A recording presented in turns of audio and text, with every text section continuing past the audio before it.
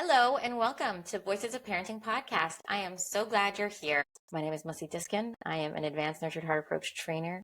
I am a parenting coach. I am also an inner wealth coach, which means that I help people rediscover and connect to the people that they truly were all along, but may have gotten forgotten along the way.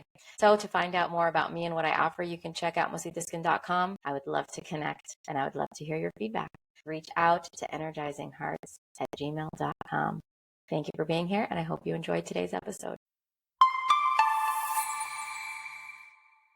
Hello, everybody, and welcome back. Today we have Marcie back, Marcie Towle, who you all know already. I feel like we're all friends. Sometimes people say, you know, Mussi, I feel like I've been hanging out with you lately because I was listening to your podcast. So I'm just going to know that we're all together. We're all friends. The listeners and the speakers. Yeah. And thanks for coming back here. And we talked about just before talking about connected to this podcast. So let's start talking about it. Okay. Mm-hmm. Yeah. No, so we were talking about, well, Marcie, why don't you share the questions that set it up a little bit?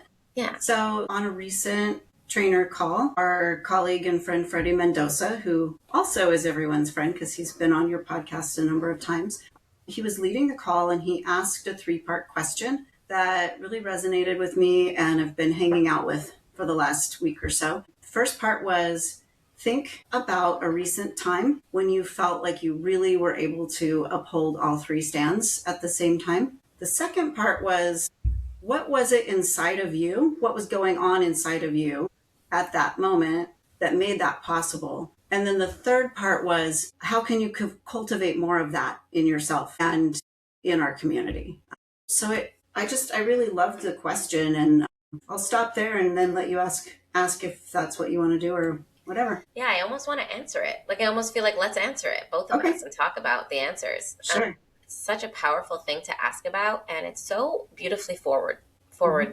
practical facing. Like, Mm-hmm. let's talk about what we want and what we can do to have more of it. Like, it's such a beautiful gift to think about that. I think for me, when you say that, my answer is like, I feel connected. Like, I know that feeling of like feeling my connections are nourished. Like, I feel connected to people and connected to, interesting. Now I'm in my head. Like, what about connected to myself? Like, shouldn't that be the answer? Shouldn't it? But I feel like when I feel full of connection, I'm like very overflowing. And when I'm overflowing, it's just not, I just have so much to give. It's just so easy for me to not be threatened by the negativity, which is what starts the ball in the lack of being able to uphold the 3 stands. Mm-hmm. When I'm overflowing, there's no threat in the negativity because I'm so confident about the okayness of us, the goodness of us, you know, this too shall pass. Nothing is forever. Like, it's so easy for me to just get through that negativity. And then from that place, it's like, if the negativity isn't actually a threat and it's not hard to reset through stand 1, it's just natural. And like, there's always something going right. And what is the best way to get through this moment? And there's my 3 stands right there, you know? So do you want to say your answer for the third part, or do you want me to share mine first? Interesting. Thank you.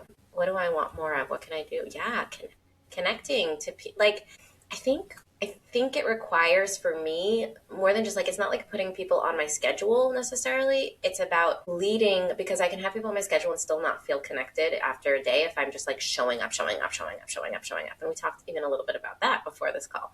I think for me, it's about leading from within so that I'm showing up for what I want and having fun and honoring my desire and like actually connecting in the connection that's available. Like, I could be talking to Marcie because I'm making this podcast so we can get through the conversation. I can have a professional smile on my face, and I can make sure to, you know, try and ask the best questions possible. And I didn't even ask any, look at that.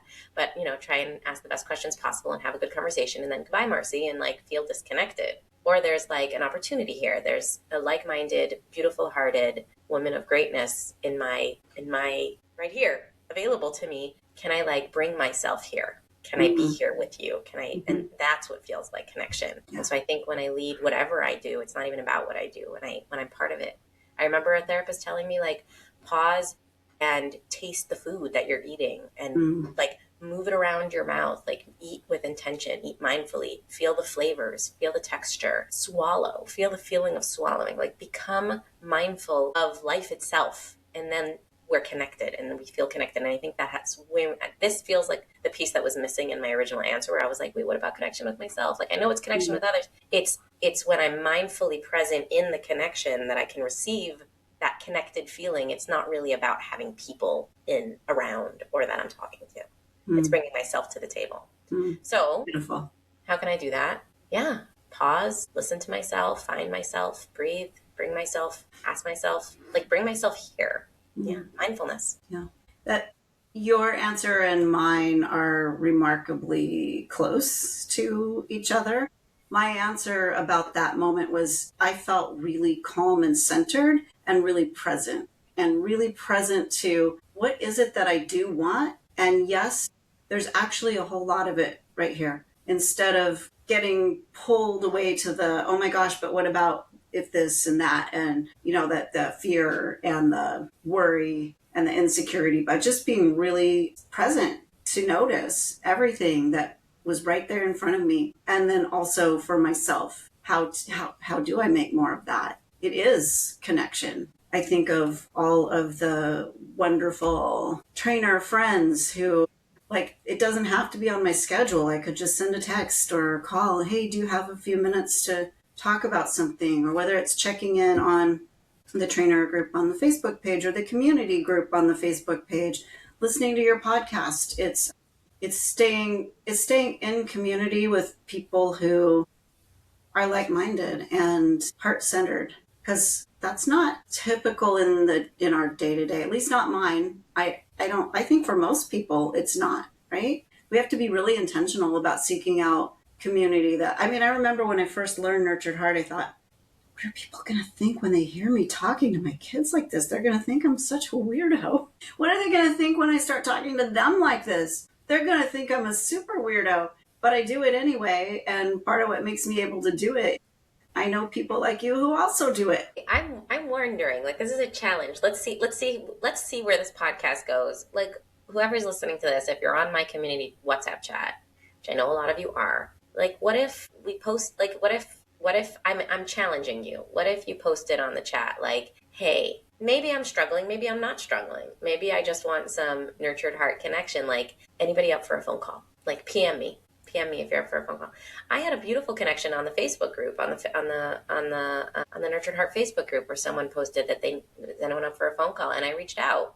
Oh, awesome. And actually, they said that two other people had also reached out, which is so nice. But we had such a great conversation, and I gained from it enormously, having that real-time connection. Yeah. Like, how cool would that be? That'd be so cool. And here's the thing, not everybody is going to be available all the time, but somebody probably is. Yeah. And that's one of the things I love so much about our community, Nurtured Heart community. We're all here for each other's greatness.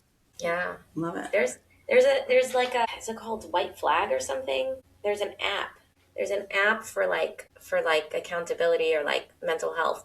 Like, I've seen it like advertised, where you're on this app and other people are on the app, and you put up your flag when like you need someone to check on you. Oh, that's cool. Yeah, and then whoever is available, whoever sees it, right, can be like, hey, what's up? And you can help, whether it's with an addiction thing or just a mental health crisis, or you're just struggling and to have that human, somebody holding your hand. Like, we don't live in like the kind of like, is shtetl a Jewish word? I don't know. Is shtetl an English word or a Jewish word? I don't know the word, so it must be a Jewish word. Okay, it must be a Jewish word. Shtetl is like when everybody lived on like one block, like families were all together, like years and years ago in Europe, when it was called the shtetl. It's like this tiny little community where like everybody was on top of each other's heads, and you lived with your mother-in-law and sister-in-laws and nieces and everybody, and all the women like did everything together, and like it was just like this like little community, like your kids village were in or your houses. tribe, right? Yeah. Your village or your tribe. Your village, exactly. Yeah. I guess shtetl probably means a village in English. That's probably the best translation. But we live isolated lives in this day and age. We have our houses, and we have our jobs, and we have our cars, and we're not in each other's it would be socially very incorrect to walk into somebody else's kitchen and take an egg. And the doors are locked for the most part anyways. Like it's not an option, you know? So yeah, having that human touch when I need it, like there's somebody there, you know, and just being able to say like, hey, anybody have a minute? And I love what I love about Freddie's question is that it's not when's one time that you were struggling and what could you have done differently to make it happen? Like, what if I was just in the car and inspired or not inspired? I just have a few minutes and I'm like, hey, anybody have a few minutes? Call me. Like, or PM. Like, not because I'm in crisis, because connection is the greatest preset and the greatest way to stay in this mindset and state. Yes. Like, yeah. Yeah, I love that. Just trying to think about what's the best thing to I've got so many things. I'm gonna just breathe. Like what you said just made so much pop for me that I especially what I really love is what if I was reaching out not because I was upset or in crisis or needed support, but just because I wanted to connect. Yeah, how can we do more of that? Yeah. It's like we need to have an excuse to reach out. We need to be needy enough or desperate enough that like I'm at such a state that like fine, I'll inconvenience you because like, you know, who could judge me? Like I'm just so, you know, everyone knows that if someone needs help, we got to be there. Like what if I don't need help? Right. What if I am so beautiful and worthy of connection that I can just show up in your world because I'm a gift to you? Or what about if it's just because I've done this before with you. It's just like, hey, I wonder what Mussi thinks about this. And just like, hey, Mussi, I had this thought. I had this idea. What do you think about it? And you're so generous to share your wisdom and your thoughts. And how cool is that you're always there for that? And thank you. And I love doing that with others. And I need to do that with others. And I'm so, so, so grateful and gifted. I have a lot of sisters. A lot. I have 8 sisters. So just within my little, we're not in a shtetl, but you know, with WhatsApp and video calling and whatever, there's generally somebody that I can go over an idea with or something. Speak to my mom for 5 minutes and there's 5 people clicking in, you know, there's always somebody who wants to be on the phone. But I feel like I don't know what I would do if I didn't have that, to be able to run through ideas. We talk about stand 3 clarity, and whenever I'm talking about clarity, there's different parts of it, but one of the parts of the clarity is the rule setting. Like forget about, you know, the reset or where we are, we stand 1, stand 2, like setting the table, like setting up the stage for success means knowing how the system works, creating a system that works. When the system doesn't work, looking at it, analyzing it, problem solving it, taking out the kinks, getting it to work. Imagine just the word kink makes me laugh. I'm thinking about a hose and like you put on the hose and you're trying to make it spray and the water's not coming and the water's not coming and the water's not coming. If you don't know about kinks, and I'm sure everyone's as a kid or whatever had a moment of not knowing about kinks and you're just like, the hose is broken. Well, like, no, there's a kink. Go unkink it. And then the water's going to like gush out. Like everything's going to come, you know, it'll work. There's ways, there's things. And that's the part where I always talk about the village and where is that village? And I think that's what we're talking about, creating for ourselves. But like, what would it look like to be like, you know, my morning routine's really not working out. And I'm wondering, and it's like, I can't keep the 3 stands together because guess what? There's so little clarity. I don't know what's going on, but it's not working. I need to just hear what are other people doing, or like, can someone hear me talk about what I'm doing and not even help me? Just like listen so that I can process it, so that I can get to a place of clarity, because so much is born through that process. And some people process with a journal and some people process silently, but some people process by talking and by being heard and by hearing other people's ideas. And other people have done morning routines and sent kids to school. Other people have dealt with high school drama. Other people have dealt with dating crisis. Like, so, hey, this is what I'm going through. Is there anyone that can just help me like get more clear? And then we get so much out of that clarity. So much out of that clarity. Yeah. I mean, for me, Nurtured Heart really always starts with the clarity. And I know that when we teach it, we coach someone through it, we coach them through stand 1 and stand 2, how to not energize negativity and how to energize even little bits of what you want. But for me, how do I even know which one it is if I'm not really truly clear? And for me, that's what stand 3 is. Of course, my kids are adults now, so it's maybe a lot different than having a bunch of little kids running around my house that I really do need to have rules of the house for. My rules now are for myself. Like, what what is it that I want more of? What is it I don't want more of? And how do I show up in response to that? But I need my clarity to know. Marcie, epiphany, what you started with, that moment where you're holding all the three stands together, you said, I know what I want. And when I know what I want, I can see that there's actually so much of it. And I can stick with actually making it happen instead of like Josh says, inadvertently making it worse.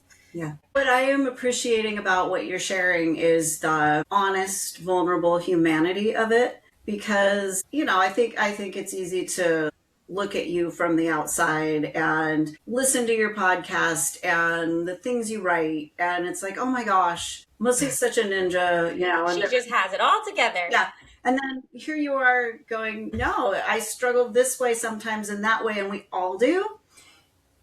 And I think when we keep our number one agenda being inner wealth, and I think that you've done an amazing job of that because of a story you were telling me before we were recording about one of your kids and their inner wealth. And guess what? It really is true. Perfection is not required. We can struggle. I look back and I think of my history of being a nurtured heart parent and all the ways that I didn't do it right or how I failed to uphold this or that stand in that moment. And guess what? It still all turned out well because the agenda is inner wealth. And for me too, my kids. And that's the beauty of it. We don't have to be perfect. It's so beautiful and it's so freeing. And I think one thing leads to the next. I had a moment last week where I was so messy, so messy. It was Friday. Yes, it was Friday. And I ended up sending my son out. Well, actually, my husband had to get him out, but my son out like almost in tears and like not okay. And like if he would have been at home and felt safe too, there would have been a meltdown. Like he was not okay and should not have been sent out to his carpool. I carried my daughter with one shoe on, one shoe off, shrieking to her classroom, put her in the teacher's hand and said, hug her so I can leave.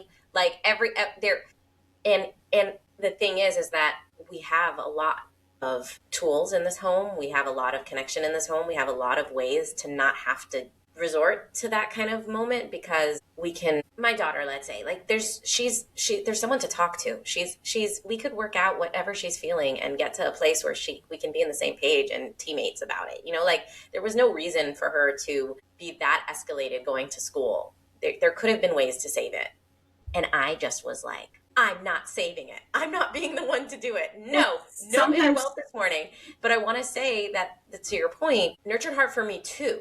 And so if me needing to get it together and be the mother that I need to be and inner wealth my kids, see my kids' greatness or whatever, when I'm seething inside, I was so seething inside not about my kids, but anyways, I was so seething inside, then I'm damaging my inner wealth and I'm controlling me and being punitive to me, then that's not nurtured heart either. And even in that moment, I have enough inner wealth to know that my kids have enough inner wealth and our family has enough inner wealth that we will get through this moment of reset. We were all I was definitely in reset. There's no question. We were just doing the bare minimum to get through that moment. And the reset will come and inner wealth will come and it's fine. And it was fine. And a few moms were like, oh, that kind of morning. And like they saw me and I felt seen and that reset me. And then I had time and the kids had time and they came back from camp happy and we were a family again.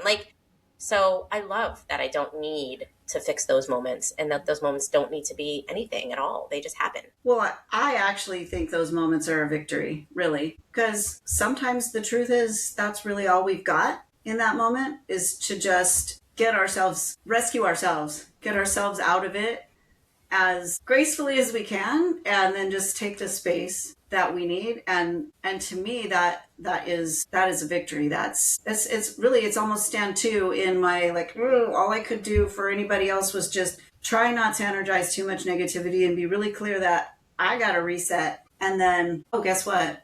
It's because I'm worth it and I deserve it and I'm human. I deserve to take care of me too. And like you said, after your reset, everybody can come back together and enrich everyone else's inner wealth and continue on and move forward in our greatness. But trying to force it wouldn't work. I would get mad at them for not receiving it or for not, I don't know what, lots of things would happen. We're at 25 minutes, but I still want to say one more thing. Okay.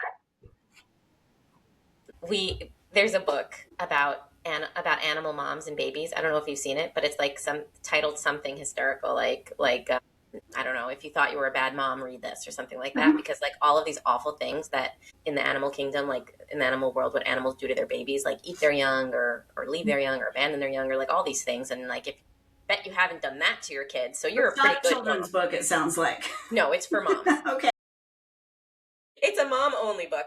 Yeah, but it's the point. The point is like if you haven't eaten your kid today, you're a good mom. You know, like Mm-hmm. that's the point to like, and we talk about that in baby steps, like about setting the bar really low, and so that we can meet and exceed. Because the truth is that we are all doing the best with what we've got, and sometimes we don't got a lot. And Mm-hmm. when we keep the bar up here, we're not helping anyone. Like, let's be Yeah. realistic. Let's be truthful. Where are we actually in this moment, and what's a success look like? And yeah, not killing anybody, and like actually, I didn't yell at anyone. Mm-hmm. Actually, like the way you're phrasing it of like that was a victory, I can list so many victories. I Mm-hmm. didn't like replenish the relationship and like send my kids off in the best of ways, but I didn't do a lot of things that I used to do all the Right. time. A And lot of things definitely that cause were harm. model to me. Yeah, I didn't cause more harm. That's huge. That's so much self-control and so much. I mean, it wasn't even self-control. I didn't even have to control myself. It just wasn't natural. I just shut down and zipped the lips and we got through, and that's huge that I'm able to do that.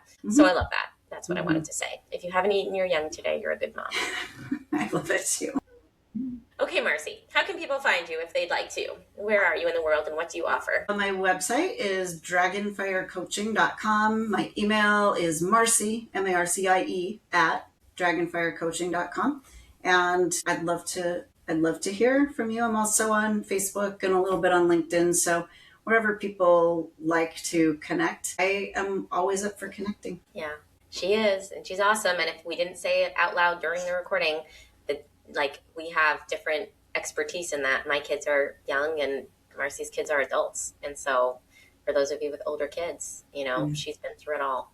I I I love working with parents of kids of any age really, but I do get kind of a special spark from the parents of the teens and the young adults, and I love hearing what that group can get up to. Hey, wait, don't go yet.